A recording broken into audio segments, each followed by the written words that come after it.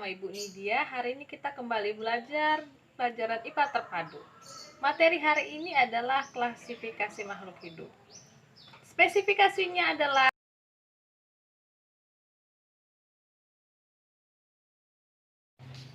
anak-anakku, sebelum kita memulai materi, Ibu akan tampilkan terlebih dahulu kompetensi dasar dan indeks pencapaian kompetensi. Ini dia.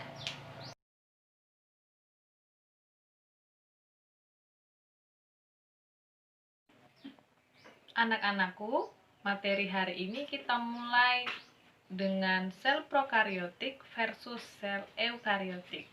Untuk memahaminya lebih lanjut, Ibu akan menampilkan simulasi. Perhatikan ya. Air ini kita anggap sebagai sitoplasma, kemudian mangkoknya sebagai sel.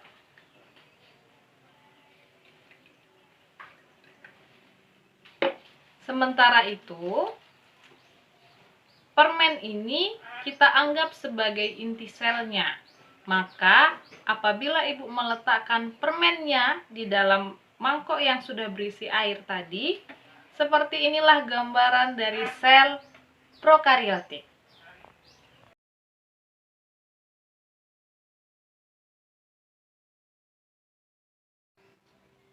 Kemudian, jika permennya tadi Ibu ganti dengan permen yang lain, kemudian permen yang sudah diganti ini dimasukkan kembali ke dalam mangkuk yang tadi berisi air, maka inilah gambaran dari sel eukariotik.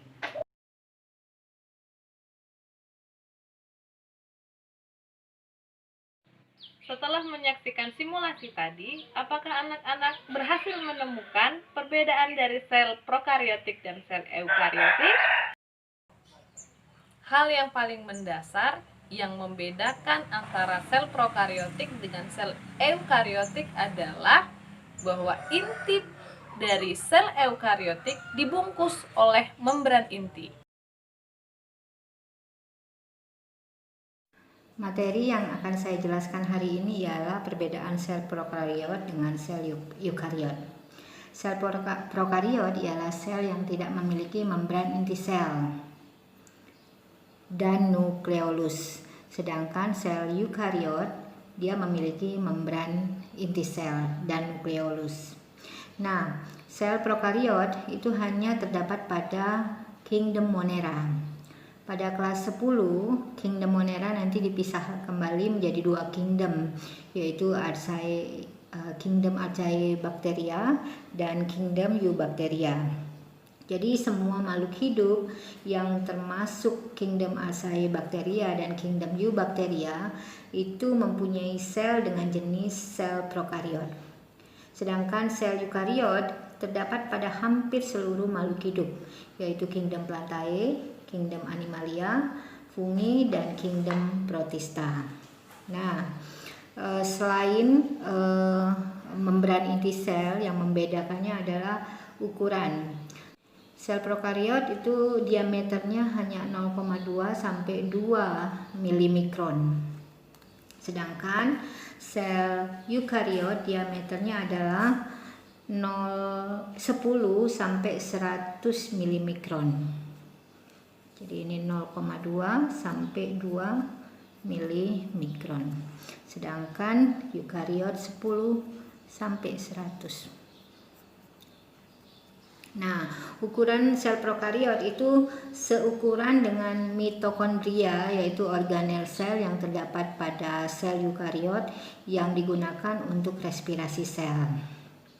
Kemudian yang ketiga adalah organel sel yang terbungkus membran. Pada sel prokariot tidak terdapat organel sel yang terbungkus oleh membran, sedangkan sel eukariot itu banyak sekali organel sel yang terbungkus oleh membran, bahkan ada yang memiliki membran ganda, misalkan mitokondria dan kloroplas. Kemudian yang keempat adalah glikokalik. Glikokalik itu adalah lapisan tipis dari serat polisakarida.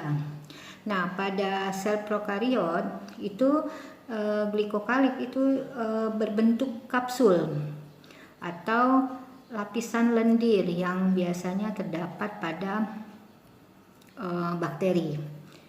Ya. Kemudian kalau eukariot tidak ada yang disebut dengan glikokalik. Yang kelima adalah dinding sel. Pada sel prokariot, dinding selnya itu mengandung peptidoglikan. Ya. Sedangkan eukariot ini dinding sel hanya terdapat pada tumbuhan saja, hanya pada tumbuhan. Pada hewan dan manusia itu tidak terdapat dinding sel dan terdiri dari zat yang namanya selulosa. Kemudian yang keenam itu adalah membran sel. Pada sel prokariot, membran selnya tidak mengandung karbohidrat.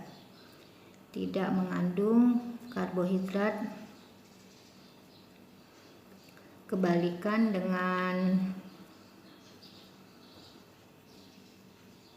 prokariot, maka sel eukariot mengandung karbohidrat.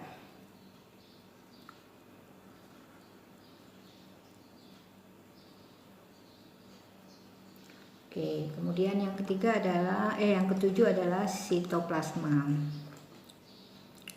Di sitoplasma sel prokariot itu tidak terdapat sitoskeleton atau rangka sel.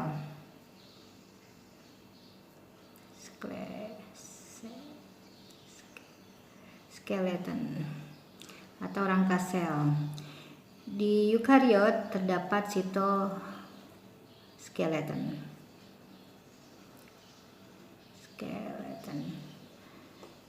Kemudian selain sitoskeleton, pada prokariot juga tidak terdapat organel sel, kecuali terdapat yang namanya mesosom.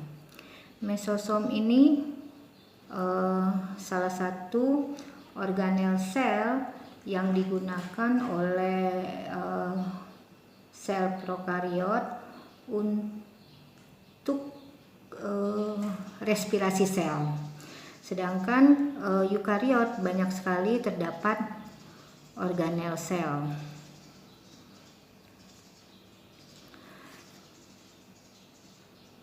Kemudian yang kedelapan adalah ribosom. Ribosom semuanya ada.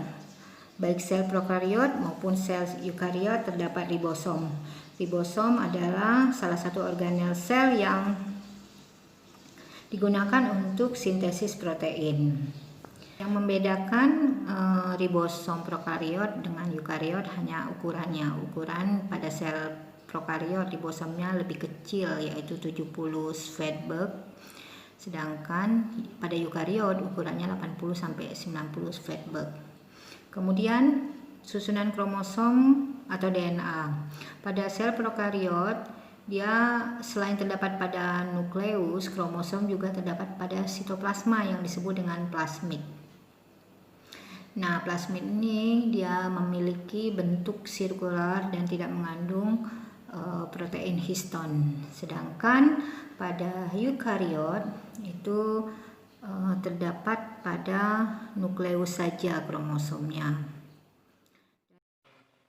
Mari mengingat kembali, manakah yang sel prokariotik dan mana yang sel eukariotik? Apakah kalian sudah bisa membedakan? Nah, ini baru awalnya saja. Selanjutnya, kita akan belajar tentang monera dan protista dari perbedaan sel prokariotik dan eukariotik tadi. Nah, apabila anak-anak ingin memperdalam materi tentang sel prokariotik dan sel eukariotik tadi, silahkan kembali baca bukunya, kemudian biasakan diri untuk literasi digital. Karena dengan begitu, materi yang kamu dapat tidak sebatas dari apa yang Ibu sampaikan saja, tapi dari berbagai sumber. Setelah pembelajaran ini berlangsung, Ibu akan berikan lembar penilaiannya. Selamat mengerjakan. Sekian video pembelajaran hari ini. Ingat, teruslah belajar. Terima kasih. Salam dari Ibu Nidia.